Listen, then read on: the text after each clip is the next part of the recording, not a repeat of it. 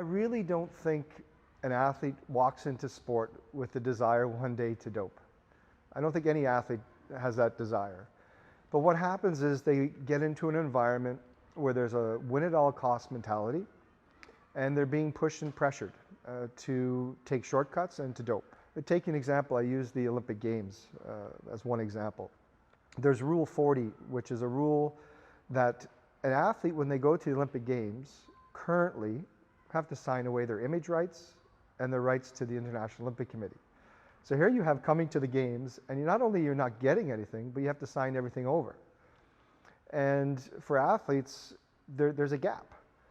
And I always compare it to, if I'm an athlete and I've competed for 10 years, I've put my career on hold for 10 years in the hopes that something will, in return, will come. And that has to be a pretty significant showing, a pretty significant medal count in order to really, really leverage and garner the financial windfall that can come with it. But as I said, it's 1% of probably the athlete population that is set for life. I would like to see sponsors stand up, stick behind the athletes, and go to the sporting movement and say, here are the criteria we require from you in terms of athlete rights, in terms of athlete well-being and welfare, before we put $1 into you.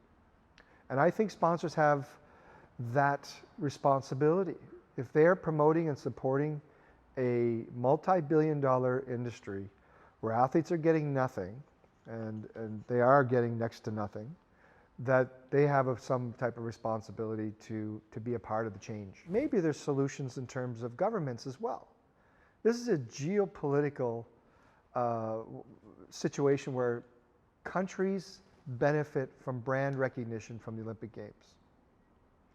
If I'm taking a job tomorrow with a government and I work for the government for 10 years, I worked that 10 years and I have some type of a retirement fund coming from me afterwards.